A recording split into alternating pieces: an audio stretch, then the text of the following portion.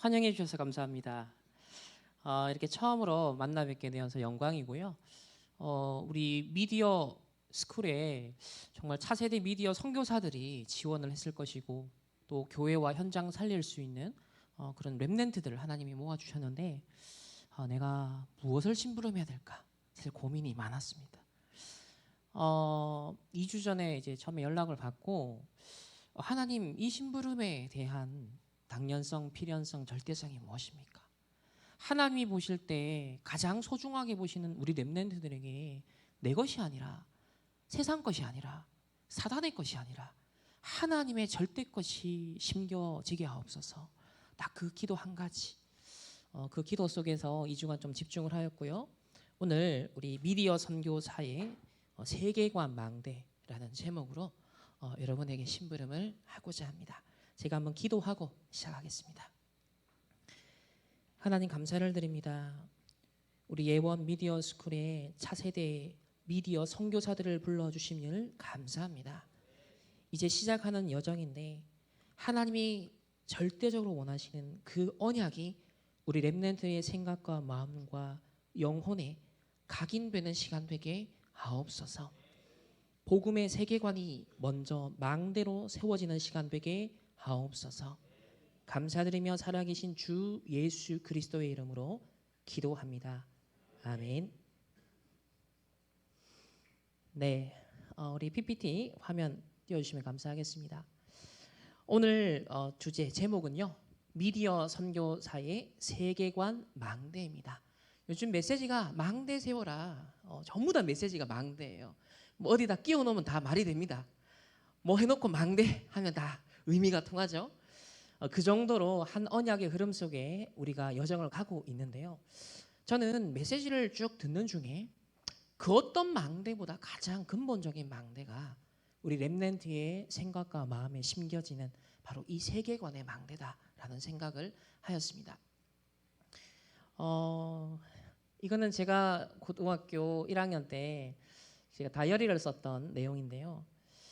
딕테이트 타임이라는 메시지를 처음 받고 무엇이든지 렘넌트들은 기록을 해봐라, 메모를 해봐라 라는 그런 메시지를 받았어요. 제가 청소년 전도신학원을 이제 고등학교 1학년 때 입학을 해서 다니는 중에 참 많은 은혜를 받았습니다. 그런 가운데 하나님이 저에게 주셨던 언약의 말씀이 예레미야 1장 4절에서 10절 말씀이었어요. 이번에 이 특강을 요청받고 하나님 어떤 본문으로 심부름을 해야 될까요? 라고 질문했을 때 불과 얼마 지나지 않았는데 하나님이 야, 내가 청소년 때 너에게 줬던 메시지 있지 않니? 너가 그 말씀 붙잡고 지금까지 하나님의 망대를 세워왔지 않느냐? 그래서 하나님의 말씀이 저에게 임재하였던 그 본문의 말씀이 우리 미디어 선교사들에게 우리 렘넌트들에게 동일하게 임하는 그 임재의 말씀이 되면 좋겠다. 그런 마음에 감동이 와서 제가 이 본문 말씀을 붙잡게 되었어요. 첫 번째 서론에서 우리 렘넌트들과 나누고 싶은 부분은 여러분의 어떤 스킬적인 부분들, 기능, 전문성을 닦기 이전에 가장 중요한 것은 미디어 선교사로서의 정체성을 확립하는 것입니다. 제가 청소년 때 저는 학업을 포기했던 사람 중에 한 사람이었습니다. 전 중학교 1학년 1학기 때 영어와 수학과 모든 걸 포기했던 친구였어요. 그러니까 청소년 때는 제가 희망을 걸 만한 어떤 전문성, 미래에 대한 것들은 없었습니다. 단 한 가지 청소년 수련회 가서 또 우리 중고 합숙을 가서 은혜 받고 내가 누구냐? 하나님의 자녀요? 렘넌트요? 미래 살릴 전도자다. 자, 이런 메시지를 듣는 느낌이 힘이 나는 거예요. 그러니까 그 하나가 저로 하여금 지탱하게 해줬고 움직여 왔었습니다. 그래서 저는 여러분이 이 미디어 시대, 문화 시대에 정말 남은 자고 미디어 선교사로 가야 되는데 가장 중요한 이 근본적인 정체성을 꼭 붙잡고 가야 된다. 그런 생각이 들었어요. 그래서 첫 번째는 하나님의 말씀으로 임하는 절대 언약을 붙잡으시길 바랍니다. 절대 언약, 절대 언약. 지금 이번 여름부터 메시지가 막 정확한 언약 잡아라, 올바른 언약을 잡아라, 절대 언약을 잡아라, 이런 메시지가 막 쏟아지거든요. 막 강단에서도 나오고 토요 훈련 메시지에서 나오고 전체 훈련 메시지에서 나오고 막 나옵니다. 중요한 것은 진짜 그 말씀이 내게 임하는 것이거든요. 예레미야 1장 4절에 보면 여호와의 말씀이 내게 임하니라 이르시되, 제가 중학교 한 3학년 때쯤에 예레미야 이 1장 말씀을 딱 우연히, 정말 우연히 딱 폈는데 내 눈앞에 예레미야 1장이었어요. 그런데 이 4절 말씀이 저에게 딱 꽂히는 거예요. 하나님의 말씀이 성지에게 임하니라. 우와, 하나님의 말씀이 나에게 임하면 끝나는 거 아니냐. 나는요, 학업에 대한 미래에 대해서 암울하다라고 늘 우울함을 느끼고 있었던 한 명의 청소년이었는데, 하나님의 말씀이 내게 임하니라, 이 말씀이 저에게 빛으로 다가오기 시작했어요. 그래서 5절에 보면 내가 너를 모태에 짓기 전에, 하나님이 저에게 이제 대화하듯이 하시는 말씀이요. 성지야, 너를 모태에 짓기 전에 너를 알았고, 네가 배에서 나오기 전에 너를 구별하였고, 너를 여러 나라의 선지자로 세웠노라. 오, 하나님이 나를 세계복음화할 전도자로, 선지자로 부르셨구나. 영세 전부터, 엄마 뱃속에 태어나기 전부터 나를 하나님이 아셨구나. 이 말씀이 얼마나 위로가 되는지 몰라요. 그때부터 이 말씀의 힘이 저에게 조금씩 망대로 세워지기 시작하였습니다. 그런데 전도자가 이런 말씀을 하셨어요. 우리는 대충 해도 되고 안 해도 되는 그런 걸 하는 게 아니다. 절대 언약이다. 얼마 전에 그 말씀하셨어요. 한번 해보자는 식의 모험이 아니라 절대 언약이다. 최선을 다해보자라는 식의, 그러면 최선을 다하다가 안 되면 안 할 거냐? 그게 아니라, 최선을 다하는 게 아니라 생명을 걸 가치가 있는 것을 하라. 내 소견대로 하는 것이 아니라 하나님의 절대 언약을 해야 된다. 저는 이 말씀을 지난주에 이제 말씀 산업 선교죠. 이 말씀을 받으면서 그렇다. 우리 미디어 스쿨에 우리 랩런트들이 모험을 하는 것도 아니고, 인턴십 한번 그냥 해보자 이것도 아니에요. 여러분이 시작하면서요, 생명 걸 가치 있는 하나님의 절대 언약을 잡으시길 바랍니다. 이 미디어 시대에, 흑암 문화 시대에 내가 왜 미디어를 배우고 왜 미디어 전문인 선교사에 도전을 하는가? 이 진짜 하나님과 통하는 절대 언약을 잡아야 된다는 거예요. 두 번째는 미디어 이전에 근본 미디어가 있다. 저는 이 예레미야 1장 말씀을 다 묵상하는 중에 이렇게 나오는 거예요. 그렇지. 미디어 이전에 여러분이 기능을 배우고 스킬을 배우고 뭔가 퍼포먼스를 하고 콘텐츠를 만들고, 이거 이전에, 이 미디어와 이 콘텐츠 이전에 내가 바로 근본 미디어고 내가 바로 근본 콘텐츠라는 거예요. 어떤 기능을 수행하기 이전에 결국 내가 중요한 겁니다. 예레미야 1장 6절에 보면 제가 딱 청소년 때 제 신음소리, 제 탄식소리가 이거였어요. 내가 이르되 슬프도소이다. 주 여호와여 보소서. 나는 아이라 말할 줄을 알지 못하나이다. 저는요, 조금 이 자리에 여러분 앞에 선 것 자체가 제 창조입니다. 왜 그러냐? 저는 원래 성격 자체가 혈액형도 A형이지만 성격 자체가 방콕 체질이고, 사람 앞에 나서는 걸 싫어하고, 그리고 절대 발표 안 하고, 수업 시간에 혹시라도 선생님과 눈을 마주칠까 봐 겁나하는 그런 청소년 중에 한 사람이었어요. 또 한국 사람은 특징이 내가 틀리면 어떡할까? 체면 때문에, 다른 사람 시선 때문에 아는 것도 모른 척하고 말 안 하죠. 옛날에 오바마 대통령이 한국에 와서 기자들에게 질문을 했어요. 인터뷰. 질문하세요. 한국 사람 아무도 손을 안 들어. 중국 기자가 손 들고 질문해요. 그 정도로 한국 사람의 정서가 그런데, 그 중에서도 저는 더 유독 그랬습니다. 그래서 나는 말할 줄 알지 못한다. 이 예레미야가요, 여러분 어떤 면에서 나는 공부가 안 돼요. 나는 실력도 안 돼요. 세상에 어마어마한 문화, 화려한 문화, 막 3단체 문화 보니까 대단해 보여요. 내가 뭘 할 수 있을까요? 내가 이거 배워가지고 솔직히 뭐 할 수 있을까요? 여러분 이렇게 생각할 수도 있어요. 나는 연약하고 부족하고 아무것도 아닌 nobody nothing처럼 생각되어질 때가 많습니다. 또 배워나가다가 또 배운 후에도 진짜 현실을 직면하면 여러분의 한계를 만나게 되고, 세상의 화려함과 거대함 앞에 마치 골리앗 앞에 이스라엘에 아무도 나서지 못한 것처럼 그럴 때가 올 거예요. 제가 그랬어요. 근데 하나님이요 7절에 이런 말씀을 주시더라고요. 여호와께서 내게 이르시되 너는 아이라 말하지 말고 내가 너를 누구에게 보내든지 너는 가며 내가 너에게 무엇을 명령하든지 너는 말할지니라. 아멘. 나는 이것 때문에 안 되고 저것 때문에 안 되고 우리 가정 환경 때문에 돈 때문에 내 실력 때문에 내 수준 때문에 안 돼요. 안 돼요. 우리는 늘 여기에 빠져듭니다. 그런데요, 저는 이 말씀이요, 하나님이 나를 꽉 꽂아주시는데요, 너는 아이라 말하지 말라. 너의 것을 가지고 하는 게 아니야. 내가 너를 보낼 거야. 내가 너에게 할 말을 줄 거야. 그거를 말하고 그 현장에 가라.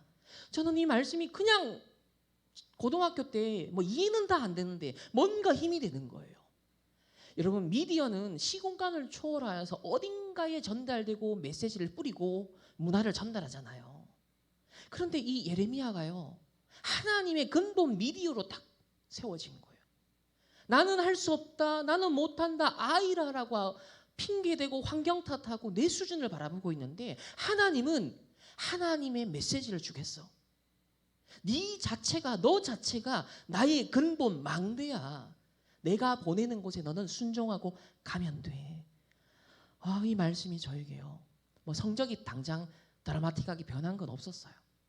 그런데 이 말씀이 순간순간 나에게 위로가 되고 힘이 되고 저를 일으켜 세워줬던 지렛대와 같은 언약의 말씀이었습니다.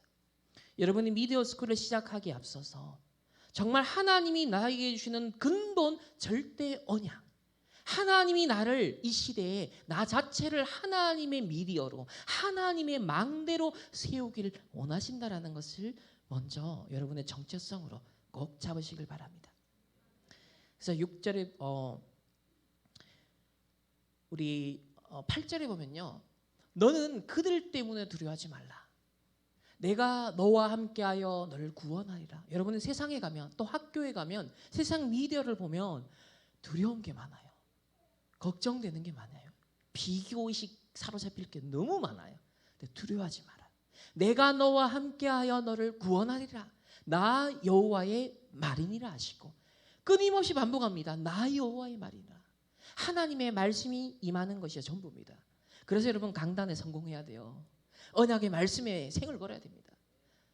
9절에는요, 여호와께서 그의 손을 내밀어 내 입에 대시며, 여러분의 입에 대시며 여호와께서 말씀하십니다. 너희에게 이르시되 보라, 내가 내 말을 너의 입에 두었노라.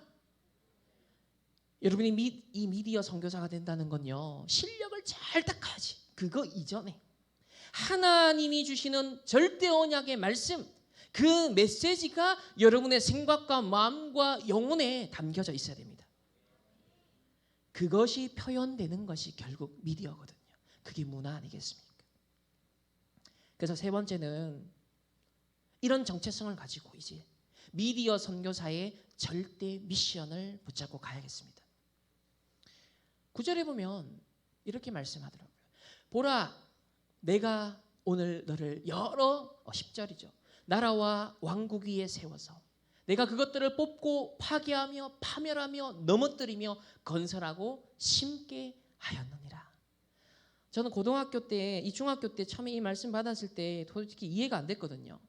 이게 뭔 말이지? 그런데 어설프지만, 대충이지만 이 말씀이 위로가 되었어요. 뭔가 내 인생에 하나님의 특별한 중요한 계획이 있을 것만 같은 그런 막연했지만 하나님이 힘을 주시는 말씀이었습니다. 근데 지금 벌써 한 20년 이상 이 말씀 잡고 왔단 말이에요. 가만히 보니까 여러 나라와 왕국 위에 이게 237 5천 종족을 향하여 하나님이 우리를 세우신다는 거예요. 그리고 그것들을 뽑고 파괴하고 파멸하고 넘어뜨린다. 이게 뭔 말이냐? 야, 사단의 망대가 서 있는데, 흑암 문화의 망대가 서 있는데, 나 중심, 물질 중심, 성공 중심의 가치관, 세계관, 문화가 범람하고 있는 이때에, 야, 이 틀린 것이 사람들에게 심겨져 있는 것을 뽑아내고 치유해야 하는 거구나. 이게 치유인 거예요. 그리고 건설하고 심게 하였느니라. 다시 세우는 거예요. 서밋. 237 치유 서밋의 언약이 이 안에 다 담겨 있는 거예요. 이 미디어 시대 미디어 선교사들은요, 여러분은 미디어 현장에 세 가지 뜰을 만들어야 됩니다. 237 치유 서밋의 관점을 가지고 먼저 세계관을요 만들어 가야 돼요. 어떤 세계관? 뭐 여러 가지 영화사나 작가들은 그들만의 세계관을 구상합니다. 미디어로 직접 작품화하여 표현하기 전에 오랫동안 묵힌, 오랫동안 24했던 망대가 있어요. 그게 그들의 사상이고 그들의 생각이고 그들의 세계관인 겁니다. 그럼 우리는 무엇을 먼저 담아야 되느냐? 작품을 표현하겠다 실력을 쌓기 이전에 237 치유 서밋의 세 가지 뜰을 미디어 시대의 저 현장에 어떻게 구현할 것인가에 대한 24가 있어야 되는 거예요. 그래서 이 예레미야 저에게 하나님 주셨던 말씀이 오늘 여러분에게 동일하게 임재하여 앞으로 평생을 두고두고 미디어 선교사로서 꼭 성취되는 언약의 말씀이 되기를 주님의 이름으로 축복합니다. 자, 그러면 미디어 선교사로서 이제 정체성을 확인했다면 하나님 말씀을 주셨다면 세계관이 무엇인지에 대해서 좀 망대를 세우고 함께 확인하겠습니다. 자, 첫 번째는 최근에 각인된 것이 중요하다.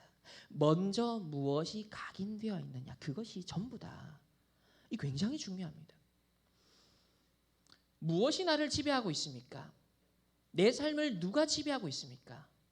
주로 세 가지에 의해 지배를 당한다라고 전도자가 말씀합니다. 첫 번째, 보는 것, 듣는 것, 읽는 것. 이게 나를 지배한다는 거예요. 결국 문화를 통해 미디어를 통해서 보고 듣고 읽는 것들이 전달되지 않습니까? 그럼 도대체 무엇이 전달되고 있습니까? 어떤 걸 보고 있습니까? 어떤 걸 듣고 있습니까? 어떤 걸 읽고 있습니까? 골로새서 2장 18절에는 이런 말씀이 있어요. 그가 본 것에 의지하여 그 육신의 생각을 따라 헛되이 과장하느니라. 저는 이 말씀이요, 야, 오늘날 세상을 너무 잘 보여주는 거예요. 사람들은 자기 기준, 자기 수준에서 뭔가 본 것들을 가지고 종합해서 짜집기를 합니다.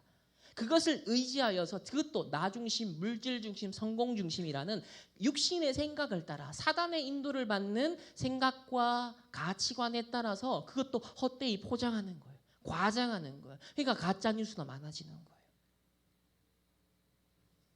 조금 더 고상하게 들어가면 철학과 헛된 속임수로 사람들을 사로잡는 거예요. 사상과 이념과 아주 세련된 문화를 갖고 사람들을 미혹하고 유혹하는 거예요. 그래서 이걸 주의하라라고 말합니다. 사람의 전통과 세상의 초등 학문을 따르는 것이다. 또 시편 10장 4절에 보면요, 악인은 교만한 얼굴로 여호와께서 감찰하지 아니하신다면서 그의 모든 사상에 뭐가 하나님이 없다라고 말해요. 오늘날 세상의 불신자들은요, 하나님이 없다. 심지어 내가 하나님이다. 내가 신이고 내가 내 인생의 주체자요, 주권자요, 통치자요, 주인이다. 이런 종류의 다양한 메시지를 잘 포장해서 전달하고 있습니다. 심지어는요, 요한복음 13장 2절에 예수님의 제자였던 자인데 이 가룟 유다에 마귀가 벌써 가룟 유다의 마음에 예수를 팔려는 생각을 넣었더니 그랬어요. 이 정도까지 갈 수 있는 거예요. 왜 세계관이 중요하냐? 성경은 이렇게 말하고 있습니다. 세계관이요, 그냥 사람들의 내 생각이고 내 마음이 아닌 거예요. 하나님을 대적하는 생각이 들어가고요, 거기에 사단의 역사에서 예수를 팔려는 생각을 넣었더니 그랬습니다. 오늘날 보고 듣고 읽는 걸 통해서 사람들의 세계관 속에 무엇이 각인되고 있느냐, 그것을 여러분이요, 전도자로서 미디어 선교사로서 먼저 잘 분별해야 되는 거예요.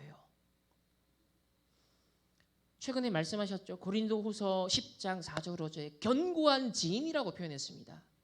모든 이론, 하나님을 대적하여 높아진 모든 것들, 이것을 무너뜨리고 모든 생각을, 모든 세계관을 사로잡는 하나님의 능력, 이게 그리스도 안에 있다는 거예요. 하나님의 말씀 안에 있다는 거예요. 우리 차세대 미디어 선교사로서 여러분 이 말씀에 확신하시길 바랍니다. 이 그리스도의 하나님의 능력에 먼저 확신하시길 바랍니다. 세상에 어떤 사단과 3단체의 견고한 진이 있다 할지라도, 어떤 하나님을 대적하여 높아진 것 바벨탑이 있다 할지라도, 여러분 우리가 경쟁해서 이기는 게 아닙니다. 싸워서 이기는 것이 아닙니다. 근본 문제를 정확히 보고 근본 해답을 어떻게 전달할까를 고민하는 미디어 선교사가 이 시대에 요청되는 거예요. 그래서 우리 미디어 선교사의 세계관은요, 오직 138 오직 그리스도, 오직 하나님 나라, 오직 성령 충만이라는 이 복음의 당위성, 복음의 당연, 필연, 절대성에 주목하는 것입니다. 이 세상에 다 있는데 무엇이 부족하냐, 무엇이 없느냐, 이걸 봐야 되는 거예요. 여러분 뉴스를 보고 유튜브를 보고 여러 가지 미디어의 콘텐츠를 보면서 세상 문화와 흑암 문화를 보면서 또 오늘날 K-팝과 한류 문화를 통해 하나님 전 세계 한국을 알리고 문을 열고 있잖아요. 그 모든 기회를 잘 우리는 활용해야 됩니다. 단 어떤 눈을 가지고 있어야 된다? 왜 그리스도가 아니면 안 되는지를 늘 여러분은 알고 있어야 돼요. 왜 하나님의 나라가 아니면 안 되는지 그 필연성에 눈을 뜨고 있어야 돼요. 그리고 오직 성령의 능력과 이 복음이 전 세계화돼야 되는 그 절대적인 이유가 여러분의 가슴 속에 살아 있어야 돼요.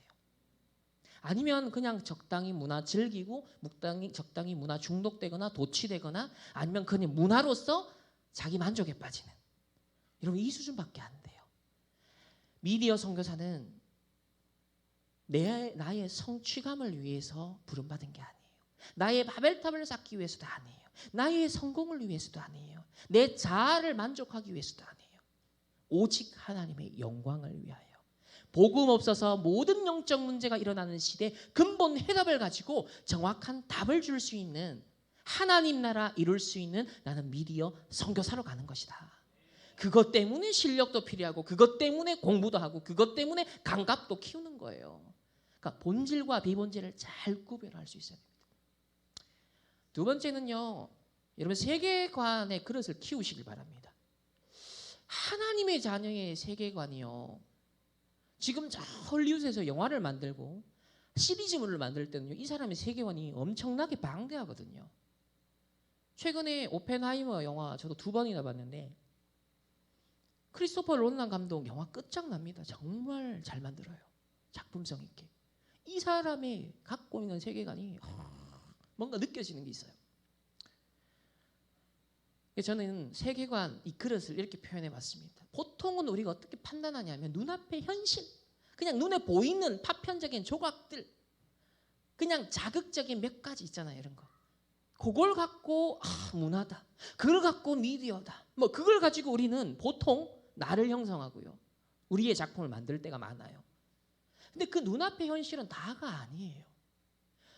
그래서 조금 학자들이나 조금 엘리트들은 드러난 객관적 사실을 좀 균형 있게 보려고 하죠. 어느 한쪽으로 치우치는 게 아니라 조금 더 객관적으로 사실 맞냐, 팩트 체크해보자. 그래서 요즘 좌파든 우파든 진보든 보수든 서로가 막 팩트 체크하든 가짜 뉴스 막 검증하자 이러고 있잖아요. 그렇지만 가려진 진실이 더 큽니다. 동기. 어떤 걸 주장할 때요, 사람들은요, 숨겨진 다른 의도와 목적이 있다니까요. 그걸 가지고 이렇게 저렇게 합리화하는 얘기를 하는 겁니다. 그 뉴스도 잘 들어야 돼요. 언론도 잘 봐야 돼요. 양쪽을 잘 봐야 돼요. 어느 한쪽만 계속 하면요, 갇힙니다.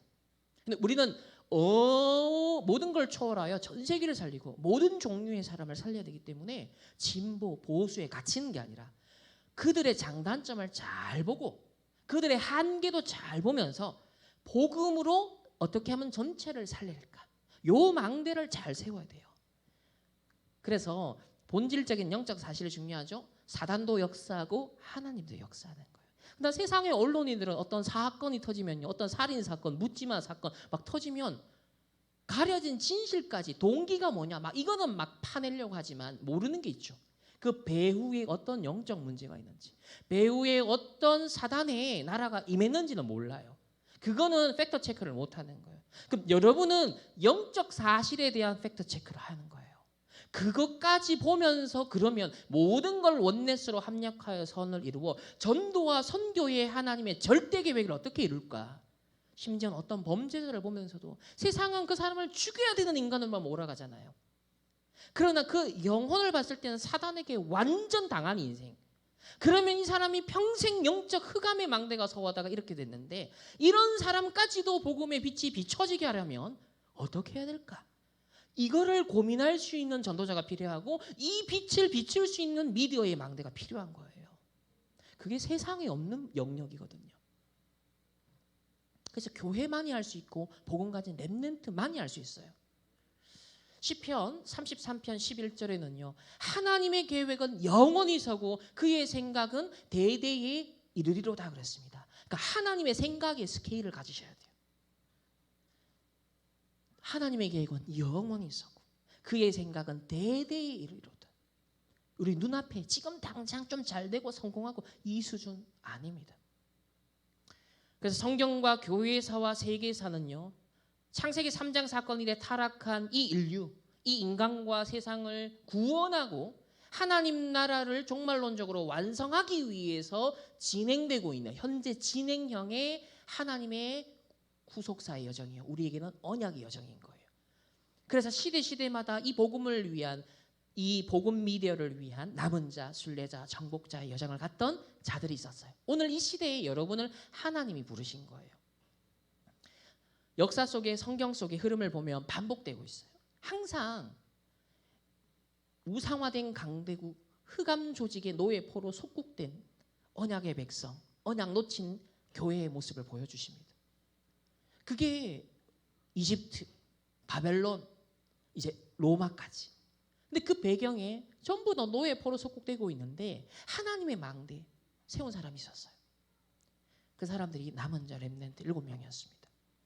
이 시대에 3단체가 흑암 문화의 망대를 많이 만들었어요. 뭐 미디어도 결국은 따지고 들어가면 그 배경에는 3단체가 있겠죠. 이때 하나님이 우리를 이 복음을 위해서 빛을 비추는 이 플랫폼으로, 파수망대로, 안테나로 하나님이 부르셨다는 겁니다. 이 그림을 늘 잊지 마세요. 3단체 오늘날도 4차 산업 미디어 시대, 문화 시대입니다. 그때 하나님 하늘 연약한 아무것도 아닌 것처럼 보이는 렘넌트 한 사람이 있어요. 사단은 공중권세를 잡고 오늘날 미디어를 잡고 흑암의 문화를 사람들을 어딘가에 중독시키고 멸망하는 쪽으로 자꾸 몰아갑니다. 이때 하나님은요. 다시 원래의 공중권세는 그리스도께 속해 있잖아요. 우주의 능력은 하나님의 주권 속에 있잖아요. 그래서 미디어가 특히 시공간 초월하여서 전 세계 확산이 빠르게 될 수 있으니까 전도 선교의 최고의 방편이 뭐냐, 최고의 이 시대의 도구가 뭐냐 했을 때 공중권세가 두리뭉실하게 우리가 막연하게 생각할 수 있지만 조금 더 구체적으로 적용을 했을 때는 미디어입니다. 미디어. 여러분이 미디어를 사용할 수 있고 휘두를 수 있다는 건요, 공중권세를 사용하는 거예요. 복음의 세계관을 갖고 이 미디어의 전문이 된다는 것. 그게 실제로 공중권세를 장악하는 겁니다.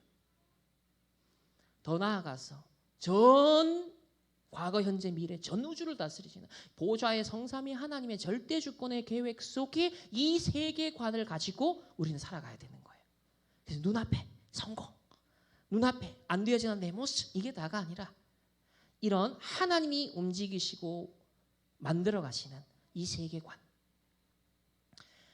몇 주 전에 그런 말씀을 주셨어요. 렘넌트는 여러분의 생각대로 하지 말고 하나님의 그릇을 키워라 그랬습니다. 그러니까 하나님의 생각의 그릇이 어느 정도냐? 영세전 그리스도, 성육신하신 그리스도, 부활하신 그리스도, 재림주로 심판주로 서실 그리스도. 이게 뭐예요? 영세전부터 영원까지 이르는 범주의 세계관.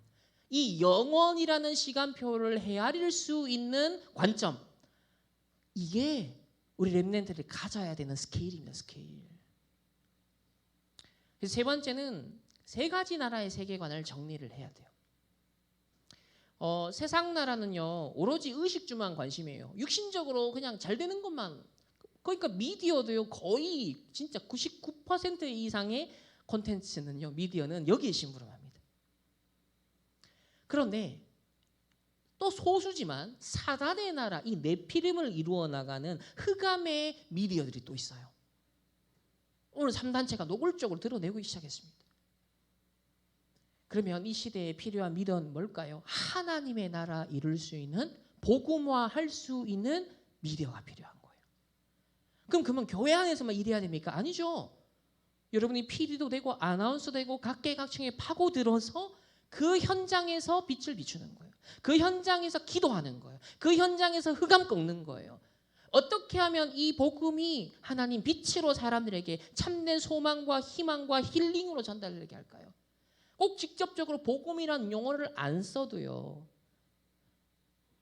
네피림 운동하는 자들이 다른 사람 위로하고 힘주는 콘텐츠 너무 많잖아요. 복음 가진 사람이 그 역할을 하면 돼요. 그런 빛이 자동으로 전해지는 거예요. 그런데 원죄 이후 모든 인간의 마음은요, 칼빈 목사님이 이렇게 표현했어요. 우상을 만들어내는 공장인 거예요. 원죄 이후 인간은요, 타락하고 부패하고 오염되었어요. 그래서 생각과 마음과 의지가 내 마음대로 안 돼요. 결국 죄와 사단의 종로로 타는 거예요. 오늘날 세상 사람들이 미디어와 문화를 활용해서요, 우상을 만들어내고 있잖아요. 뭐 한국 같은 경우는 뭐 드라마 하나 만들면 반드시 고사를 지냅니다. 심지어 뭐 기독교인들도 예외가 없어요. 다 절하고요. 다 미신적인 것들을 따릅니다. 자, 이 현장 분위기에 여러분이 만약 간다면 어떡하겠습니까? 똑같이 절하고 똑같이 해야 됩니까? 여러분 미리 영적 힘을 길러야 될 이유가 있는 거예요. 하나님이 나와 함께 하신다는 그 확신을 가지고 진짜 힘이 있는 렘넌트가, 그래서 현장의 선교사라고 표현을 했던 겁니다. 프리메이슨 같은 경우는요, 그 자신을 네피림의 미디어로 만들어요. 자기 자신을 더 나은 세상을 만들려면 더 나은 인간이 돼야 된다. 그럼 더 나은 인간이 되는 방법이 뭐냐? 내가 접신하는 거야. 그래서 인문의식과 명상을 통해서 다양한 의식과 상징들을 이용해서요, 내가 네피림의 미디어가 되어서 나를 통해 더 나은 세상이 되게 만드는 이런 비전을 갖고 있거든요. 저 한번 내용을 자세히 보세요. 인간은 늘 잃어버린 뭔가를 찾아 헤맨다. 우리는 깊은 명상을 통해 자신 안에 커다란 결함이 있음을 인식한다. 그러니까 이 사람들도 진단하죠. 세상이 뭔가 문제가 있어. 사람들은 그 잃어버린 어떤 공허한 부분들을 쾌락과 삶의 즐거움, 일과 지적인 추구, 종교, 이제 오늘날 문화에서 찾겠죠. 근데 그들은 프리메이슨에서 찾는다는 거예요. 우리는 원래 인간을 상실해버린 비극적인 사건, 즉 창세기 3장으로 인해서 하나님의 형상을 잃어버리고 깨어져 버린 이 비극적인 사건, 하나님의 생기가요 죽어버리는 이 비극적인 사건, 그 진정한 본성의 비밀을 상실해버렸다. 이 땅에 살고 있다. 육체적인 삶의 한계 때문에 영혼의 충만한 에너지를 병아리 눈물만큼밖에 쓰지 못하고 있다. 이렇게 표현하고 있어요. 그래서 프리메이슨이 알려주는 방법을 이용해서, 즉 명상과 신비주의, 각종 의식과 상징물을 이용해서 상실된 것을 되찾을 수 있다. 이렇게 나옵니다. 비어있는 부분을 채워줄게. 이렇게 나와요. 그러니까 네피림의 미디어가 내가 되는 겁니다. 그리고 세상을 향해 그것을 정치, 경제, 사회, 문화 속에 녹여내는 거예요. 어떻게 하면 더 인본주의로, 어떻게 하면 더 나은 세상을 하나님 없이, 신 없이 만들어갈 수 있지. 이걸 고민하는 거예요, 이 엘리트들이. 이들의 상징물 중에서 명상을 하는 도구 중에 가장 압축적인 메시지를 담고 있는 일종의 기도문이 있어요. 그게 요 표시입니다. 컴퍼스, 가운데 G, 그 다음에 직각자예요. 이 부분 아마 많이 보셨을 거예요. 컴퍼스는 뭘 상징하냐 하면요, 하늘로부터 내려오는 위대한 빛을 상징합니다. 욕망과 감정을 절제하는 내적인 능력, 능동적인 자유의지. 컴퍼스는 각도가 조절 가능하죠. 그래서 자유의지를 상징합니다. 그래서 정신과 영혼의 힘을 계속 업그레이드 시킬 수 있다. G는요, 모든 종교가 추구하는 그 신, 혹은 우주를 창조한 건축자, 그리고 프리메이슨, 신적인 존재로 재탄생한 프리메이슨 자기 자신, 이걸 다 함축하는 게 G입니다. 그리고 직각자는 땅으로부터 오는 위대한 힘, 정직과 공정의 외적인 실현, 그러니까 이 땅에 있는 각종 정치, 경제, 사회, 문화 모든 영역에서의 전문성을 기르고 망대를 세우는 거죠. 물질의 수동성과 불변성을 다루는 육신의 힘. 저는 이거에 전에는 안 보이는데 최근에 393 기도를 딱 묵상하는데 이게 프리메이슨의 393 기도인 거예요. 보호자의 능력을 우리는 이 땅 가운데 망대로서 내가 심부름하는 거잖아요. 프리메이슨도요, 컴퍼스 위로부터 뭔가 힘을 받는데요. 네피림의 힘이겠죠. 사단이 주는 능력과 영감이겠죠. 그걸 자기 기능 속에다가 나를 G라는 망대를 세워가지고 이루겠다는 거예요. 이걸 계속 명상을 하는 겁니다. 이걸 계속 되새김질하는 거예요. 그래서 393 기도, 야, 심플하게 다시 재해석되더라고요. 성삼위 하나님이 나를 보호자의 망대로 세워서, 여러분은 미디어의 파수꾼으로, 미디어의 선교사로 세워서 시대에 살리는 선교사로, 파수꾼으로 하나님 쓰시겠다는 겁니다. 그래서 393 기도 집중하시길 바랍니다. 마태복음 6장 9절에서 10절에 보좌에 계신 하나님의 그 나라가 임하도록 하늘에서 이룬 그 뜻이 땅에서도 이루어지도록 주기도문을 가르쳐 주신 거예요. 에베소서 1장 10절에도 하늘에 있는 것이나 땅에 있는 것이 다 그리스도 안에서 통일되게 하려 하심이라. 말씀에 이미 정확한 답을 주고 계십니다. 단지 프리메이슨이나 명상하는 사람들이나 다른 어떤 영감을 얻어서 작품을 만들어야 되는 사람들도 뭔가를 깨닫긴 깨달았어요. 부분적으로. 그래서 본론으로 우리 미디어 시대 지금 각인 전쟁이 벌어지고 있습니다. 그러니까 빠르게 이 흐름을 살펴보겠습니다. 이미 여러분 잘 아는 내용들입니다. 첫 번째는 문화와 세계관의 흐름을 살펴볼게요. 시간이 많지 않기 때문에 제가 일일이 자세히 다 설명을 할 수가 없어요. 지난 한 10년 이상 동안 각종 문화 콘텐츠 속에 특히나 이런 오컬트적이고 신비주의적이고 혹은 3단체적인 그런 메시지를 함축하는 상징물들이 무대나 이런 곳에서 많이 뮤직비디오에서 표현이 되었습니다. 이게 직접적으로 프리메이슨이나 3단체가 사주해서 이렇게 했다. 그렇게 보는 음모론적 시각도 있지만 저는 그렇게까지 보지 않고요. 보편적인 흐름이 되었다. 그렇게 봅니다.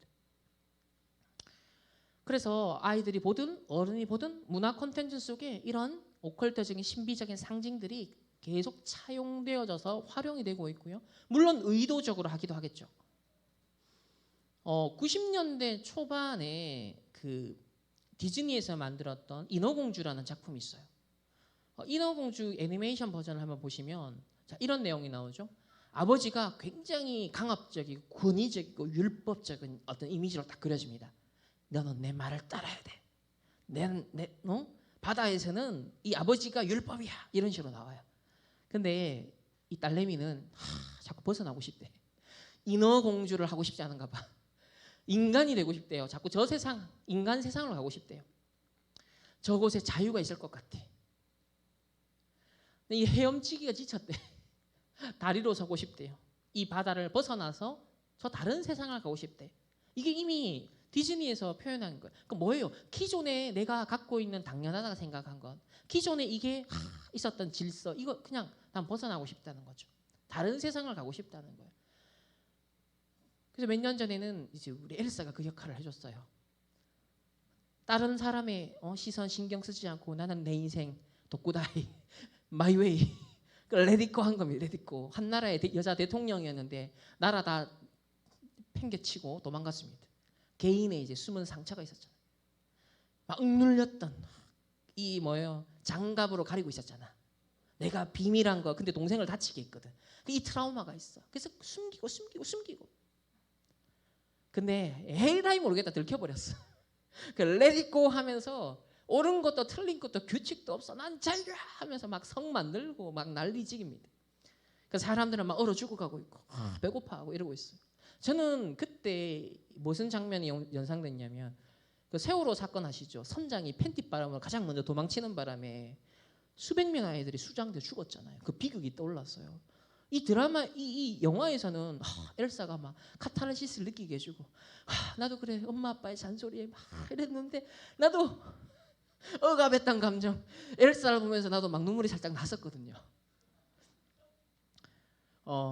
근데 현실에 딱 들어와서 보니까 그 세월호 선장이 자기 책임 다 버리고 옳은 것도 틀린 것도 규칙도 없어. 난 자유야. 내만 살겠어 하고 도망쳐버렸어. 무서운 일이 일어나는 거예요. 근데 우린 애니메이션의 노래는 막 그게 굉장히 막 아름답게 그려지죠. 뭔가 우리를 해방해주는 위로로 막 느껴지죠. 이게 문화의 힘이라는 거예요. 이게 미디어의 힘이라는 거예요. 그리고 알라딘이 주인공이 아니야 이제. 나는 내 눈에는 자스민 공주만 보였어. 너무 예뻤어. 그러면서요 막 억눌렸던 걸요 막 분출하는데요 막 폭발적으로 노래를 불러요. 막 스피치를 이건 원곡에는 원래 또 없는 거야. 옛날에 오리지널 버전에는 날 우습게 보지 마. 난 이제 침묵 안 할 거야.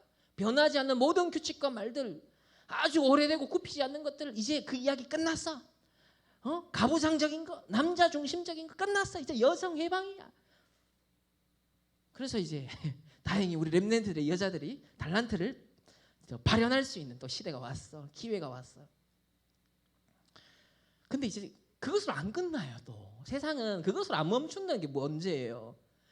내가 신이라고 또 나오네. 여자가 신이래. 이게 이제 결국 하나님을 떠난 모든 원죄 속에 있는 인간은 마음의 우상을 만들어낸다 했잖아요. 아까 전에. 타락한 지정의 생각, 마음, 의지를 갖고 있기 때문에 결국은요. 내가 주인 되는 걸 넘어서 결국 사단이 주인 되는 거예요. 내가 신이 되는 걸 선포하는 거예요. 주토피아도 인상 깊게 재밌게 여러 번 봤는데 여기서도 공통된 단어들이 나와요. 더 나은 세상을 만들까? 더 좋은 세상을 만들까? 더 나은 세상, 더 나은 세상. 이거 막 몇 번 나옵니다. 근데 이 내용이 구체적으로 그럼 뭐냐는 거죠? 이제 이거죠.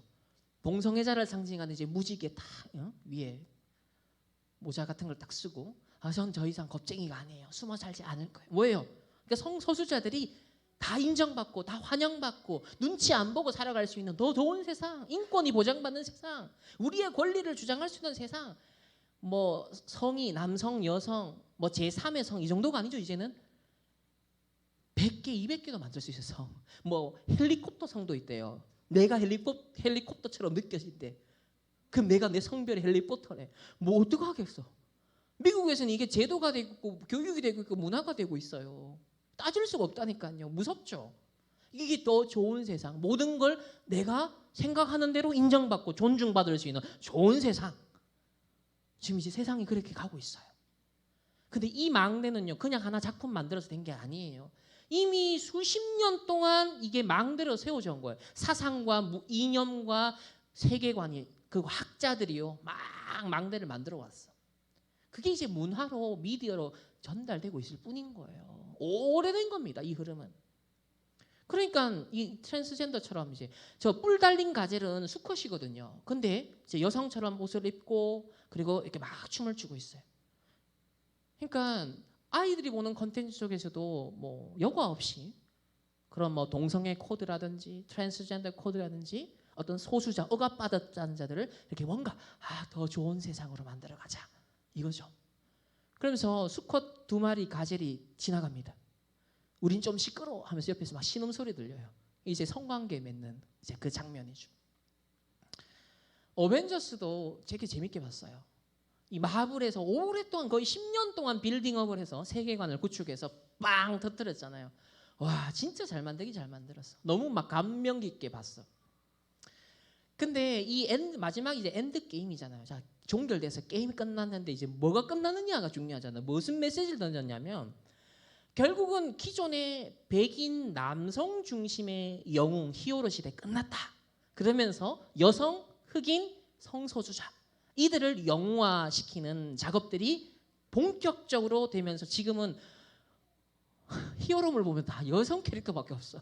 우리 여자 영웅밖에 없어. 남자를 찾아보기 힘듭니다. 그러니까 그렇게 시대가 되어온 거예요 지금. 그래서 인어공주도 이제 흑인 인어공주. 이것 때문에 뭐 논란도 많았죠. 뭐 크게 흥행은 못했지만 어쨌든 이 헐리우드에는요 세계관, 사상을 다 가진 사람들이요 이런 작품들을 흥행하든 말든 자꾸 만들어가는 겁니다. 이게 문화가 되고 있어요. 근데 겨울왕국 3편이 조금 우려스러워요. 제발 그렇게 되지 않길 바라는데 3편에서는 엘사가 레즈비언일 수 있다. 그런 가능성을 작가, 감독이 이렇게 시사를 하고 있습니다. 분위기를 이제 맛보면서 세상이 그걸 받아들일만 하면 그런 걸 작품화할 수도 있겠죠. 어쨌든 저런 미디어 현장에, 문화 현장에 있는 전문인들은 망대를 세워가고 있습니다. 엘사도 그 2편에서 인투 디 언논이라는 노래 솔직히 1편이 조금 더 재밌긴 했어요. 그 2편도 상당히 잘 만들긴 했는데 여기서는 조금 더 깊은 내용을 다뤘어. 이 마법의 세계, 신비의 세계를 다루면서 인투 디 언논, 알려지지 않은 미지의 세계에 발을 내디뎌 이 메시지를 던진 거예요. 그러면서 이제 뭐 정령의 세계다 막 이렇게 다룹니다. 소울이라는 영화도 참 재밌게 봤는데요. 여기서는 아예 그냥 명상을 주제로 하여서 자기를 각성하고 자아를 발견하고 진정한 나를 찾아가는 이제 그 언약의 여정, 우리로 말하면 언약의 여정을요 아주 재밌게 하나하나 그립니다. 처음에는 그 뮤지션이 내가 환생해서는 이렇게 성공해야 되고 막 꿈이 있었어. 세상적인 성공을 바라는 꿈이 있었어. 근데 이 스토리가 딱 진행되면서 자기를 딱 초월하면서 상관없게 된 거예요. 상관없어. 그래서 딱 마지막 끝 맺는 장면 이렇게 나오죠.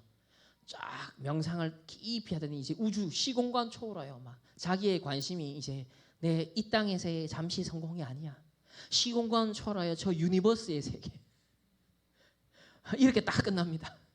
그러니까 뭐냐면 세계관이 이 사람들도 굉장히 확장되고 있다는 거죠. 그리고 영적 세계를 다룬다는 거예요. 그리고 한 최근 몇 년 보면 뭐 옛날부터 그랬지만 귀신 영적인 세계 다루는 콘텐츠 계속 쏟아지고요. 최근에 아퀴 이것도 엄청 뭐 한국형 오컬트다.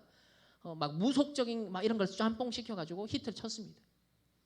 그리고 아마 여기 어린 랩런트 잘 모르겠지만 미량이라는 영화, 곡성 그리고 작년이었나요? 그 지옥이라는 넷플릭스 드라마 이걸 보면 공통점이 있어요. 전부 다 기독교와 관련된 것들이죠. 근데 기독교에 대한 부정적인 인식을 좀 심어주는 내용들이 있습니다.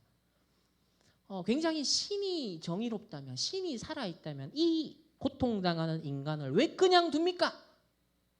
이걸 좀 어려운 말로 신정론이라고 합니다. 신학적으로 신정론. 오늘날 콘텐츠들이 보면 막 교회 목사님 이상하게 막 이렇게 비하하고 오징어 게임도 보면 막 그런 장면들 막 나오잖아요. 그러면서 과연 신이 정의롭다면 살아있다면 왜 세상에 이런 고통당하는 사람들을 그냥 둡니까? 그런 뭔가 선악의 사람들로 하여금 이제 의심, 뭔가 질문, 의문, 불신앙 이런 것들을 자극하는 망대들이 콘텐츠들이 계속 생산됩니다. 근데 공통점이 이런 걸 만들어낸 작품들을 보면 작가들이 거의 기독교인 출신이 많아요.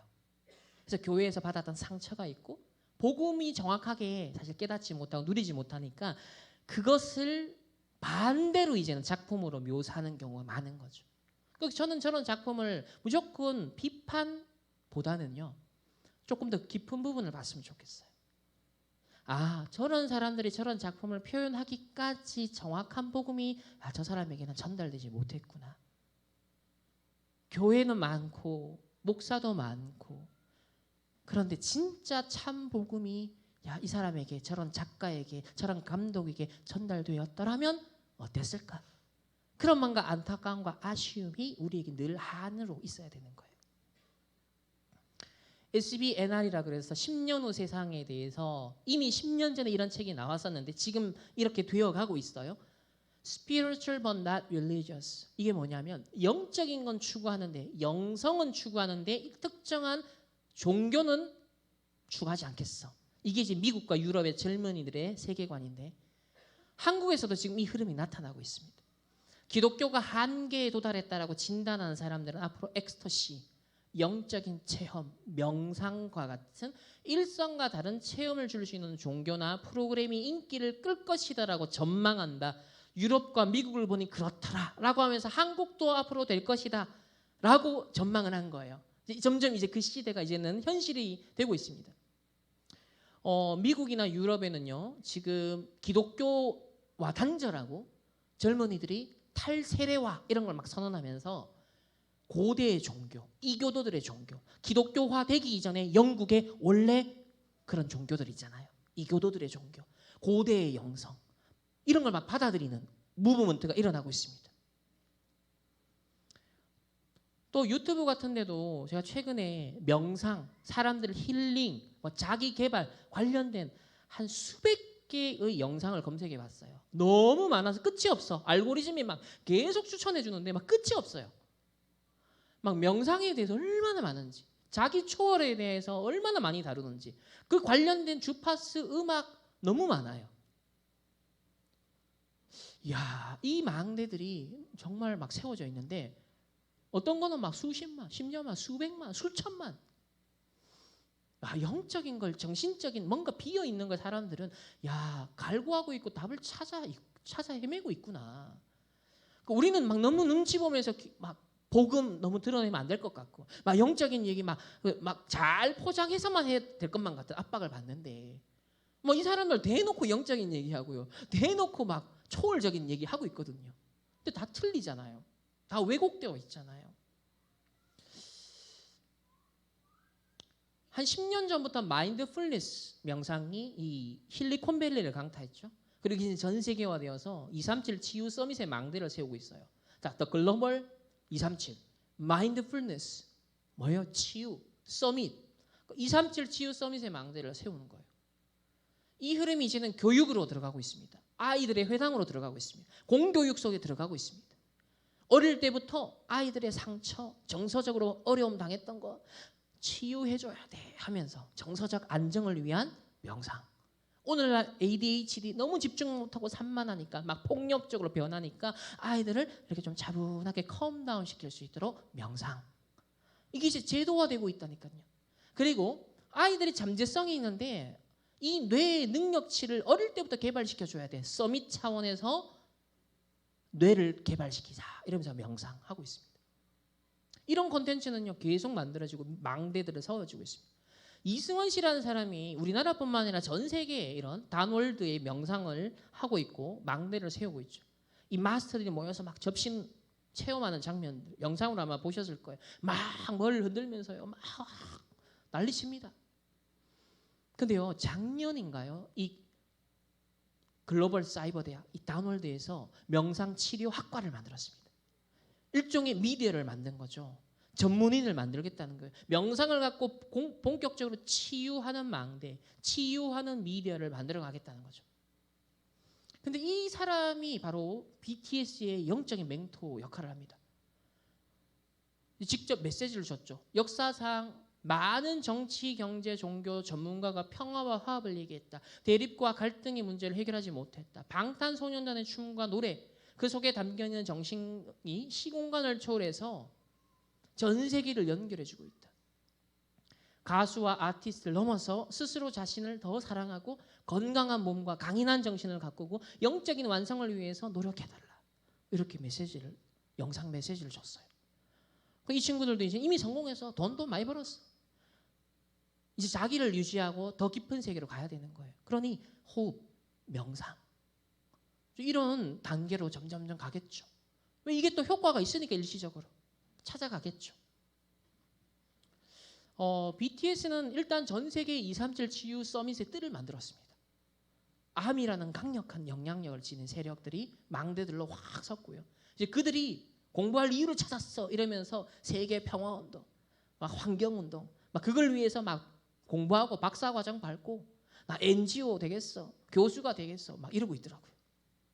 그러니까 막 노래만 듣고 즐기는 게 아니라 이제는 그 속에서 삶의 이유를 찾아가지고 언약 잡고 CVDIP의 망대를 세우고 있다니까요.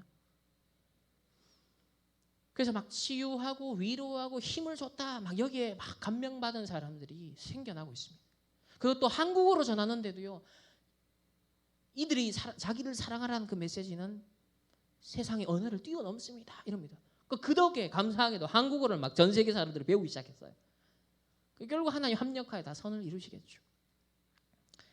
그래서 여기 보면 내 삶의 이유, 내가 매일 아침에 일어나고 내 삶을 지속하는 이유가 BTS래요. 여러분이 삶을 지속하는 이유, 매일 아침 눈 뜨는 이유가 무엇입니까? 오직 그리스도시길 바랍니다. 미디어 선교사의 언약, 절대 언약이 여러분 아침마다 탁 떠오를 때 감격이 되어지기를 예수님의 이름으로 축복합니다.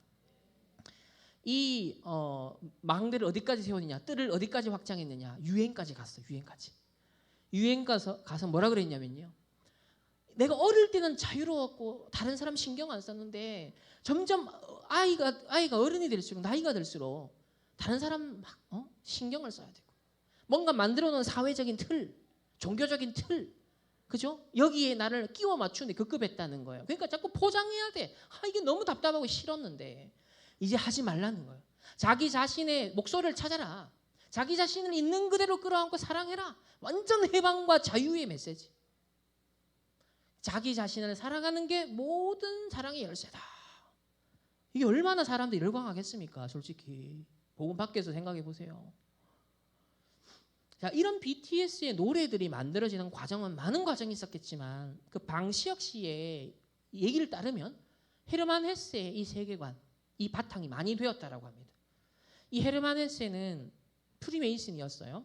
목회자, 선교사 자녀였고 복음을 놓쳐버린 결국 그 경험 속에 헤르만 헤세는 신학교를 갔는데 신학교를 탈출합니다. 결국은 이 사람은 신비주의 문학의 매력이 되었고 나중에 프리메이슨에 가입을 해요. 근데 이 사람이 선악에 대해서 다시 재정의하는 작품이 이 데미안입니다. 주인공 싱클레어가 악의 세계에 눈을 뜨고 선과 악이 통합된 인간으로서 자기 자신의 자아를 찾아서 각성하는 여정을 보여주고 있습니다. 그래서 악은 꼭 나쁜 것은 아니다. 완성된 자기를 자아로 이끌어주는 매개체이다. 미디어이고 자아를 각성시키기 위해 필요한 일종의 유혹자다. 이렇게 표현하고 있습니다.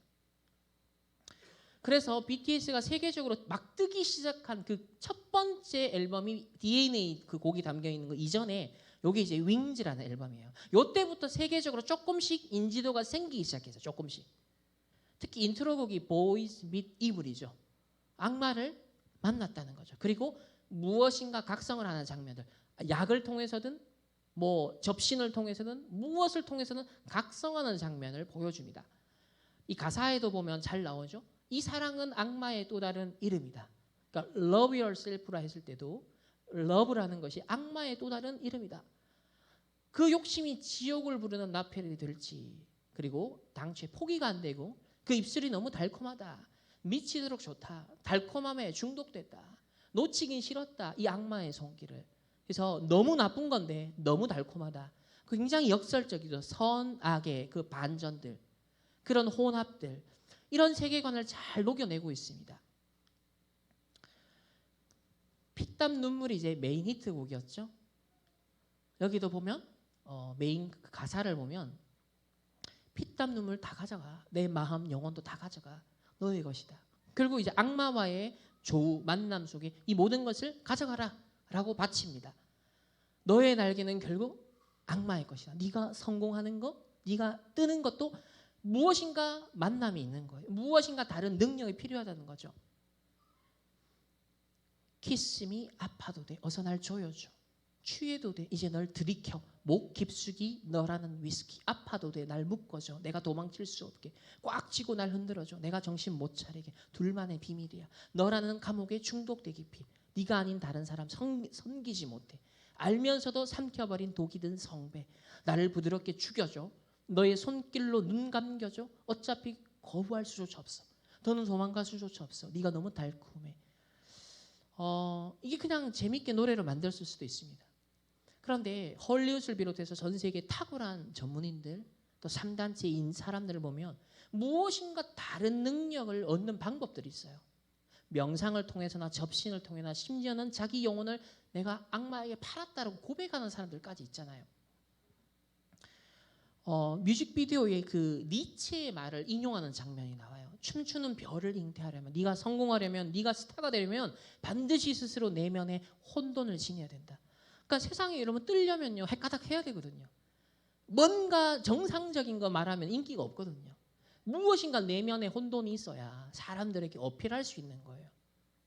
그래서 여기서는 초록 요정 압생트라는 도수가 엄청난 그 술을 마시는 장면이 나옵니다. 이게 이제 환각작용을 일으키고 뇌를 망치게 하는 그 많은 19세기의 그 예술가들이 먹었던 술입니다. 그러니까 이게 초월적인 어떤 매개체로서 술도 할 수 있고 마약도 될 수 있고 접신도 될 수 있고 명상도 될 수 있는 거죠. 그러면서 이제 세계적으로 이 BTS가 이제 뜨게 된 배경이 Love Yourself 이 곡이 이 앨범에서 나왔죠. Love yourself, sing her. 무엇인가를 허락한다. 무엇인가 있다, 계승하다, 받다, 받아들이다. 그녀를 받아들인다는 거죠. 이 그냥 표면적으로는 사랑 얘기다라고 볼 수 있겠지만 그걸 뭘 받아들이냐는 사실 다양할 수 있습니다.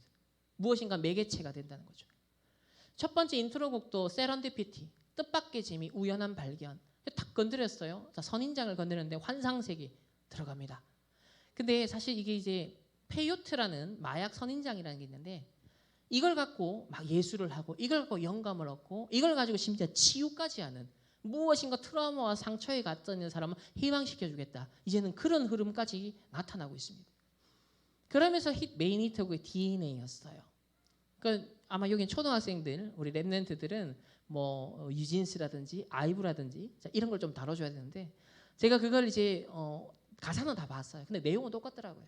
결국 나라는 것을 강화하고 내가 제일 잘났고 내가 제일 주인이고 이런 것에 대한 공통적인 흐름이 나오기 때문에 제가 한 5년, 6년 전에 가장 관심 있게 봤었던 내용을 갖고 소개를 하겠습니다. 이 DNA에 제가 처음에 꽂혔던 건 이 장면이었어요.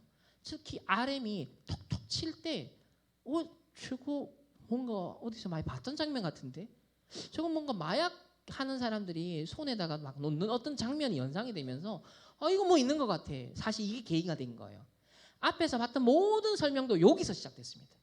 요 장면 때문에 뭐지 하면서 가사를 보기 시작했고 보다 보니까 그 앞에 뭐 윙즈 앨범이 어땠고 저땠고 그 이후에 이랬고 사실 이게 계기가 됐던 거예요.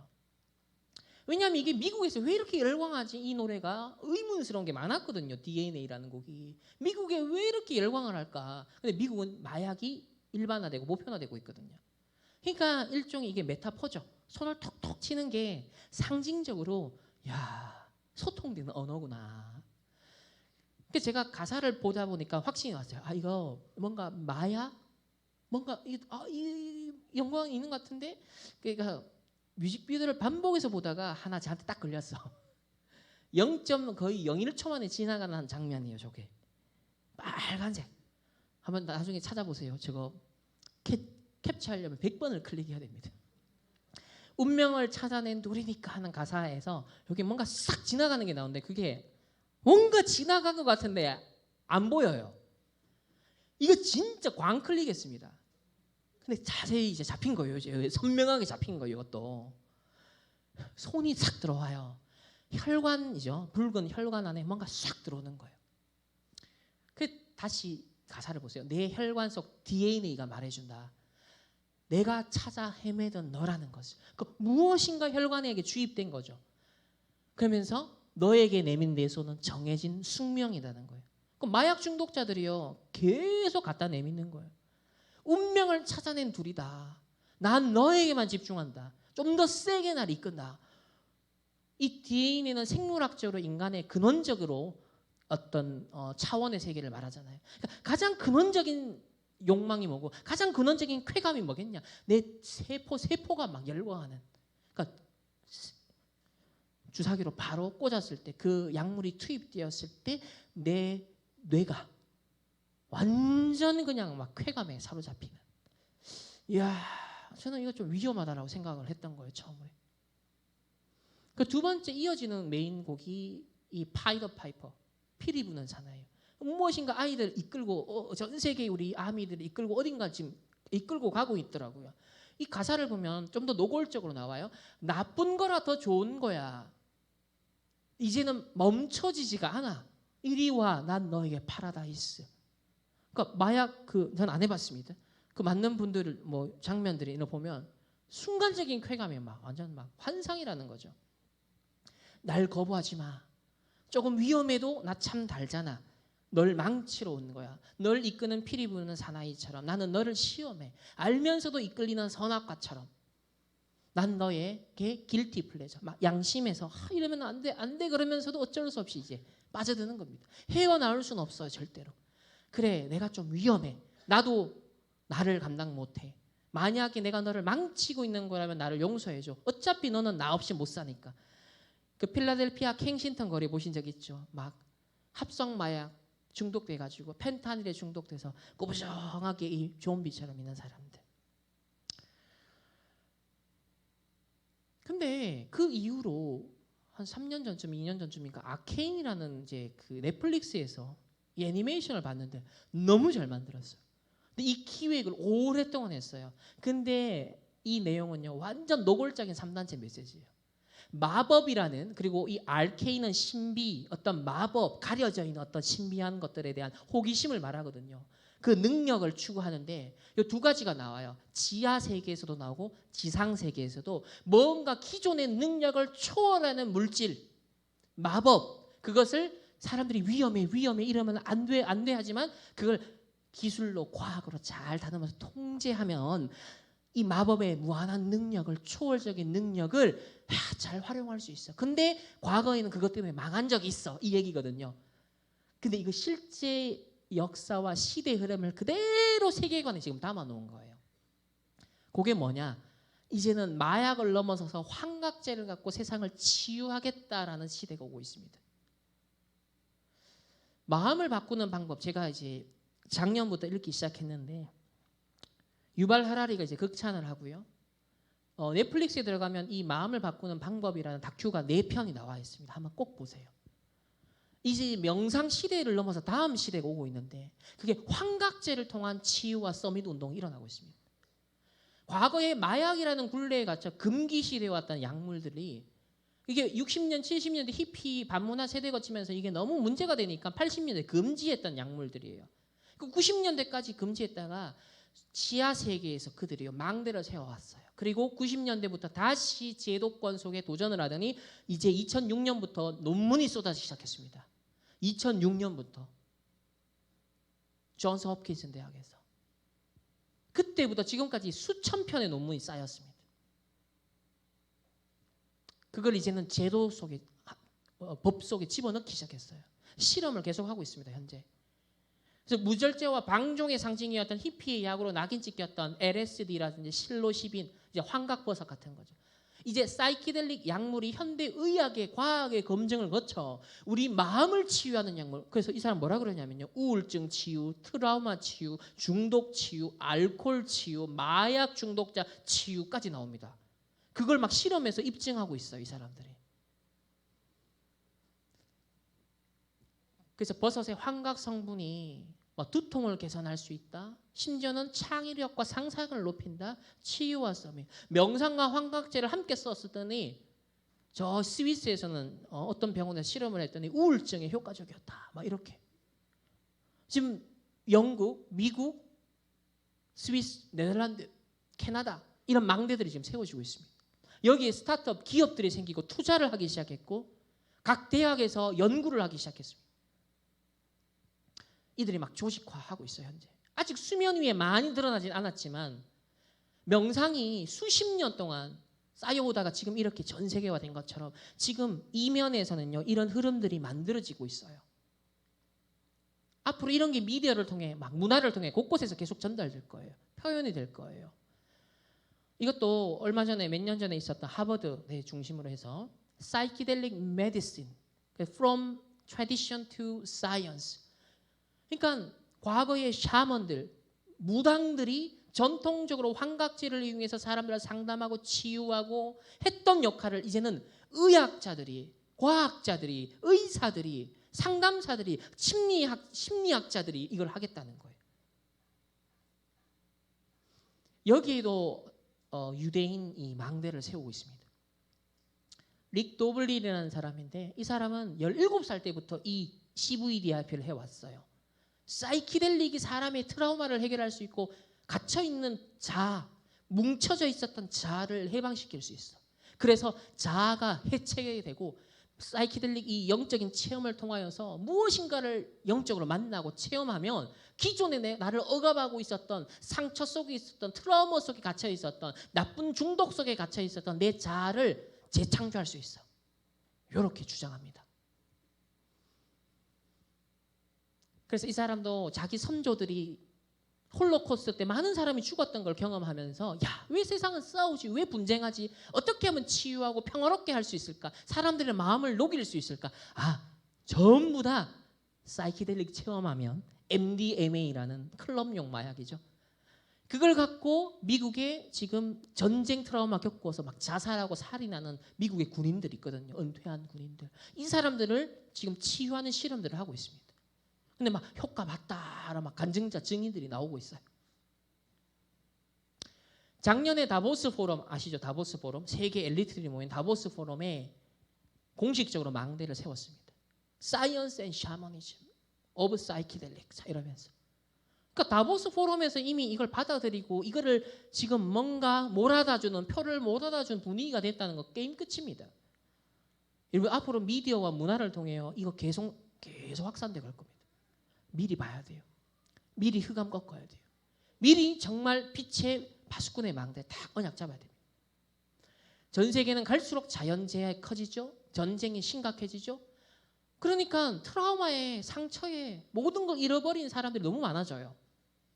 이들을 치유하겠다고 명상 상담 이제 막 환각자 치유.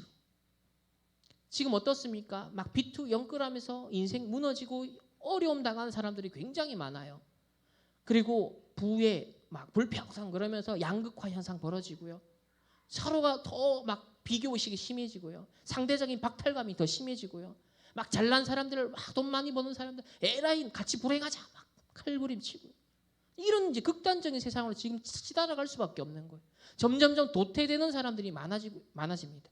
코로나를 통해서 더더더 심해지고 있습니다. 학습 격차가 벌어지고 거기에 4차 산업을 딱 선언하면서 이 변화에 적응 못하면 격차가 심각해질 거다 막 이렇게 말합니다. 그래서 오징어 게임이 현실 버전이 될 거예요. 한 탕을 노리는 거죠. 한 방. 그러니까 오늘날 그 심리에 사람들이 점점 빠져들 수밖에 없는 사람들이 많아지고 있다는 거죠. 그래서 현실에서는 노숙자인데 메타버스에서 황제가 되는 경험을 할 수 있는 굉장히 큰 중독성을 발휘하겠죠. 앞으로 이제 이 가상 세계에서 훨씬 더 머무르는 사람들이 많아질 거예요. 도피처가 되는 겁니다. 인간의 승인 욕구, 인정받고 싶은 욕구가 있잖아요. 창세기 3장 이후로 내가 비어있는 부분들 채우고 싶은 욕구가 있단 말이에요. 그런데 그런 것들이 이런 알고리즘을 통해 기술을 통하여서 또 콘텐츠와 함께 우리를 흡수하고 있습니다. 또 현실 세계 전체가 이제는 가짜, 현실보다 오히려 가짜 뉴스, 가짜 여론이 위조가 되고 그것이 현실 세계에 또 영향을 주는 무엇을 믿어야 되는지 진짜 여러분 영적 상태를 지키지 못하면 미디어를 통해서요 사람들을 미혹하는 게 너무 많아요. 틀린 영향을 주는 것들이 너무 많아지는 거예요. 그래서 같은 이념과 감정을 공유한 사람들끼리끼리 뭉치는 공동체, 그걸 부족주의라고 합니다. 같은 사상, 같은 문화를 공유하는 사람끼리 뭉치는 거예요. 그래서 단순 반복적이고 맹목적이고 광신적인 지지의 패턴이 그 안에서는 형성됩니다. 그 안에서는 절대 지지가 되는 거예요. 그러다 보니까 특징이 뭐냐면 상대에 대해서는 죽여야 될 사람이 돼 적대시하는 거예요. 그래서 세상은 분쟁과 전쟁의 이 갈등의 골이 깊어질 수밖에 없는 거예요. 사상과 이념의 대결이 더 극단적으로 갈 수밖에 없는 거예요. 앞으로 정치인들 보세요. 더 광적으로 극단적으로 치닫게 될 겁니다. 그게 미디어의 문화도 앞으로 그런 방향으로 계속 갈 거예요. 거기에다가 막 음모론도 계속 나오고요. 사람들을 막 현혹할 수 있는 그런 내용들이 막 사람들을요 유혹할 거, 미혹할 거예요. 거기서 나를 지키고 올바른 분별을 가지고 모든 걸 살릴 수 있는 이 미디어 선교사가 필요한 겁니다. 후생 유전학에 따르면요. 뇌에 입력된 생각의 파편, 그 조각들이 쌓여서 생각의 네트워크를 형성합니다. 그것이 유전자의 발현까지 좌우할 수 있대요. 오늘 내 생각과 나의 선택이 유전자 발현에까지 영향을 준다는 겁니다. 따라서 지금 나의 마음에 어떤 생각과 심령과 상처를 품고 있느냐에 따라서 뇌와 몸이 변한다는 거예요. 어떤 미디어와 문화 콘텐츠에 보고 듣고 있느냐에 따라서 사람들의 뇌가 변한다는 거예요. 신경신호와 화학물질의 흐름이 변한다는 거예요. 정신적으로 물질적으로 그의 삶의 각인이 완전 바뀐다는 거죠. 그러면 여러분은 어떤 영향을 줘야겠습니까? 그래서 우리가 대비해야 되는 것이 후유증 시대와 재앙 시대입니다. 지금 들어간 것은 영원히 안 나오기 때문이에요. 세상 것만 계속 입력되고 있습니다. 그래서 뇌라고 하는 컴퓨터에 계속 틀린 것, 세상 것, 영적 문제 있는 것을 입력시키고 있는 이때에 그렇게 회원들 결국 무너질 수밖에 없잖아요. 그래서 인간의 영적 상태와 삶의 상태가 계속 황폐화되어가는 이 현상이 가속화된다고 할 때, 그리고 미디어로 연결되어 있기에 그 현상이 아프리카나 미국이나 한국이나 전 세계적으로 동시화되고 있다고 볼 때 세대를 초월하고 국가를 초월하고 민족을 초월하여 비슷한 문제와 비슷한 상태로 모아지고 있다는 겁니다. 이게 위기이자 동시에 기회인 거예요. 그 디지털 바벨론 시대가 도래하고 있습니다. 전도자가 이미 몇 년 전부터 계속 얘기합니다. 앞으로 심각한 후유증 온다. 대비해야 된다. 3단체 후유증 오고 4차 산업 후유증 온다. 종교의 후유증, 지식의 후유증, 경제의 후유증 온다. 앞으로 무속 시대가 올 거고 정신병 시대가 올 거고 무엇인가 어떤 영에 사로잡혀가는 시대가 올 것이다. 이제 앞으로 환각 체험을 통해서 어떤 영과의 접속 이런 것들을 한 사람들이 많이 나올 거라는 거예요. 실제로 명상 멘토를 하고 있고 이 환각 치유 운동에 함께 동참하고 있는 사람이 있어요. 디펙 초프라라는 사람인데 이 사람이 많은 성공자들, 셀럽들의 멘토 역할을 해요. 이미 죽은 마이클 잭슨의 이 젊은 시절부터 멘토 역할을 했거든요. 그렇지만 이 사람의 명상, 환각제, 접신 이런 걸 가르쳤지만 결국 마이클 잭슨 한 개인의 저주재앙을 막을 수가 없었습니다. 오히려 더 영적 문제가 왔어요. 그 최후가 비참합니다. 그러면 BTS를 포함하여 전 세계 유명인 엘리트들 옆에 명상 멘토가 있고 접신 운동하는 멘토가 있고 환각제 치유하는 멘토들이 붙을 건데 앞으로 어떻게 될까요? 이런 시대에 여러분이 미디어 선교사가 된다는 건 어떤 의미가 있는 것인가? 그래서 결론적으로 237 치유 서밋의 세계관을 계속 확장하시길 바랍니다. 오늘날 이런 흑암의 사상과 문화를 퍼뜨리는 매개체가 되기도 하지만 또 동시에 전 세계에 한국어를 알리고 영향을 주서 한국어를 공부하게 하는 이 K-팝이요 중요한 또 역할을 하고 있습니다. 이 기회.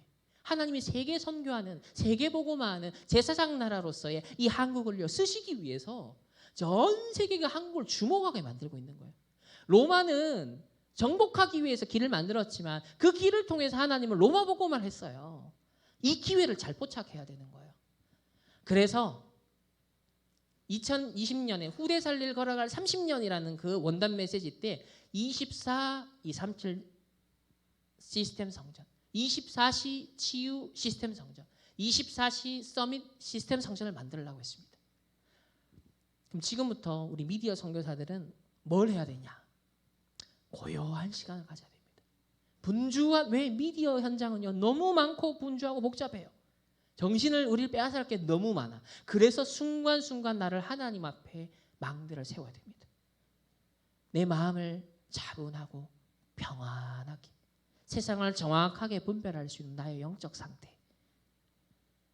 그래서 뇌를 살려라. 왜냐하면 요즘은 막 15초, 30초짜리 막 빠르게 지나가서 뇌가요 팝콘 브레인 되고 있어요. 자극적인 거에만 반응을 하는.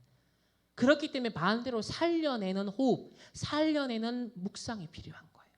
그래야 미디어 선교사로서의 여러분의 사명을 감당할 수 있습니다. 그래서 조용히 하나님 앞에 서서 말씀 정리하고 묵상하고 기도하는 이 묵상의 시간을 계속 망대를 세워가야 됩니다. 전도자는 지금도 237 치유 서밋을 두고 영적 작품을 만들기 위해 24 노트를 이렇게 기록하고 계신데요. 그럼 여러분도 미디어 선교사로서 영적 작품을 앞으로 만들기 위한 24 노트를 지금부터 기록을 해야 되는 거예요. 답이 지속되는 편집을 하세요. 기도 제목이 지속되는 설계, 현장 적응이 지속되는 디자인. 이 편집, 설계, 디자인에 대한 메시지는 계속 나오기 때문에 그걸 들으시면서 참고하시면 됩니다. 유대인의 성공 7가지 비밀, 반대로 렘넌트의 복음적 성공 7가지 비밀에 대해서 말씀하십니다.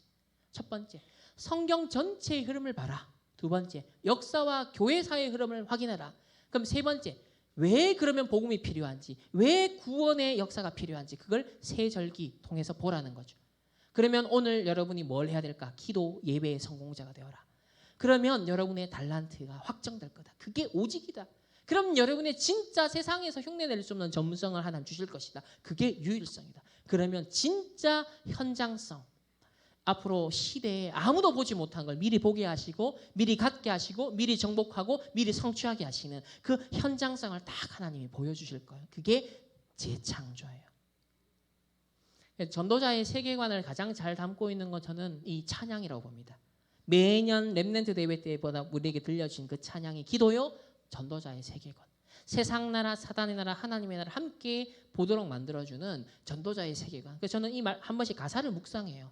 전도자의 기도, 전도자의 관점, 전도자의 세계관. 그걸요 가사를 한번 적어보세요. 가사를 한번 묵상해 보세요. 그러면 전도자의 시선, 시각이 어떠한지를 읽어낼 수 있습니다. 이번 WRC 때 3가지 말씀했습니다. 정확한 언약 잡아라. 그리고 유일한 길은 실력이 아니다. 서밋이 아니다. 영적 서밋부터 돼야 된다. 그리고 시대를 앞서가라. 이게 합쳐져서 절대 망대다라고 했습니다. 오늘부터 시작하는 이 예원 미디어 스쿨, 4세대 미디어 선교사를 양성하는 이 시작이 이 하나님의 절대 망대를 세워가고 여러분 자신이 그 절대 망대로 세워지는 그 출발점이 되길 소망하면서 오늘 개강 특강을 마치도록 하겠습니다. 감사합니다. 제가 한번 기도하겠습니다. 하나님 감사합니다. 우리 시작하는 예원 미디어 스쿨을 통하여서 우리 미디어 선교사들이 절대 망대로 세워지게 하여 주옵소서. 예레미야에게 임하신 그 언약의 말씀이 우리 렘넌트들의 일생 가운데 임하여서 CVDIP로 반드시 성취되어지는 망대가 되게 하옵소서. 감사드리며 살아계신 주 예수 그리스도의 이름으로 기도합니다. 아멘. 감사합니다.